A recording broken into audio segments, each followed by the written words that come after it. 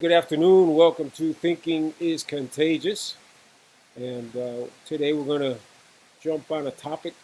I've touched on it a couple of times in previous broadcasts, but this weekend I read a couple of things that really got me, put it all together, so to speak. Um, One of them was I read that the New York Times staff was mandating, demanding of the administration, the management, that I think 2025. They said in a few years, I think it was 2025, that 50% of the staff be of black or brown. 50% of the staff mandated had to be. Um, I I see where um, this week on on TV, I once again listened to Joe Biden, and I listened to the pundits that are trying to predict who his VP is going to be, whose vice president candidate is going to be. And we know he said it was a woman, had to be a woman. Um, Other people have interjected that he's better off being a woman of color. He's mentioned that women of color are in the running. Um, but the mandate is that it be a female. So, um, again, I know I've harped on this premise before, but the criteria of any choice, of any position, um, be it, I see the CEOs who have come out and saying that they want more uh, people of color, more minorities to be hired for executive positions, boardroom positions, that there should be more CEOs of color. Um, yeah, there should. There should. There should be more women uh, in politics. There should be more Hispanics, more minorities, more. There should be more of everything. But the way to get there is to be the best at what you do. And I'm not saying that they're not. What I am saying is that by directing the narrative to a quote unquote affirmative action type of mindset, all of a sudden the competition for the position is not predicated on making yourself the best candidate.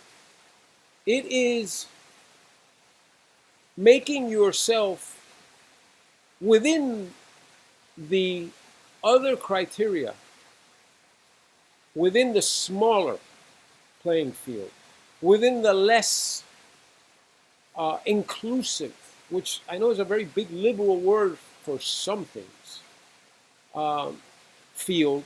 Let's dwindle it down to a smaller field where we have a better shot. So, you as an American citizen, I think we would expect that who we have leading our country, we vote for, whoever we vote for. And you may say, well, Trump's not qualified. I respect your opinion, but he won. Okay. Um, you had the right or not right to vote for him, but he was on the ticket to vote for him or not vote for him.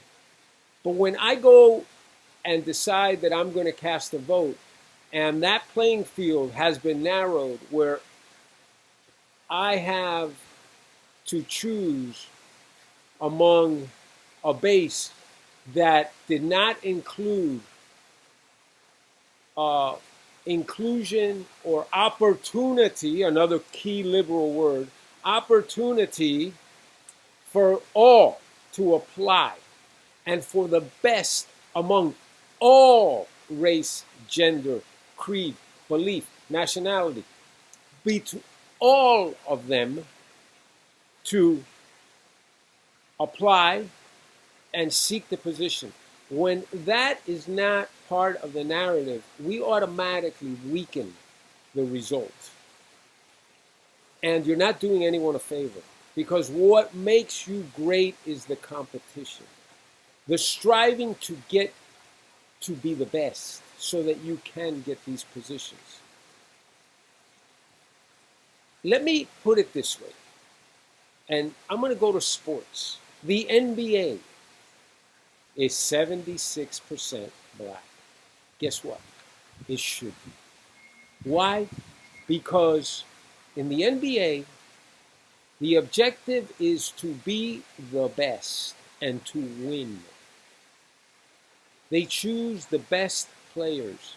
They're blind, okay, to any other factor other than the best player.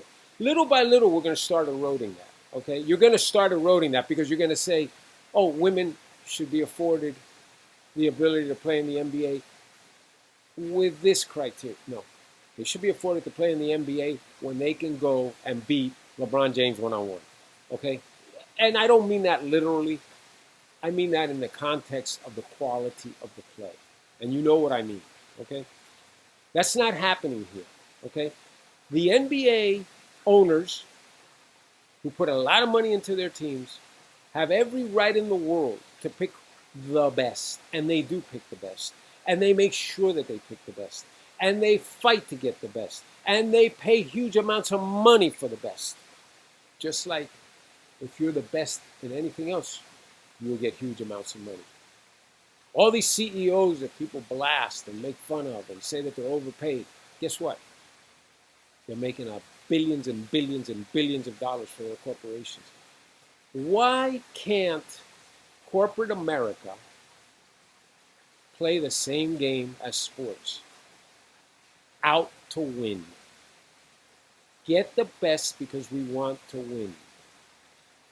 And that forces everyone that wants to enter that company, that wants to be hired by that company, that wants to advance within that company, that wants to seek a position of CEO, CFO, COO, whatever it may be, realize that, you know what? I have to be better than anyone else.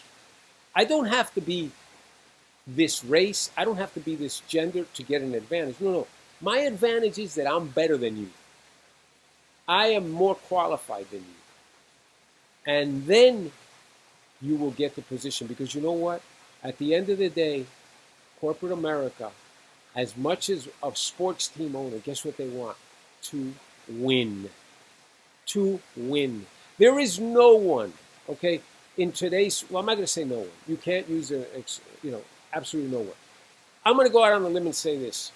99% of America's premier companies, publicly traded companies, okay, are not going to shoot themselves in the foot and not hire somebody that can make them viable, that can make them a powerhouse in their industry, that can make them the next Amazon, that can make them the next Facebook, that can make them the next NVIDIA.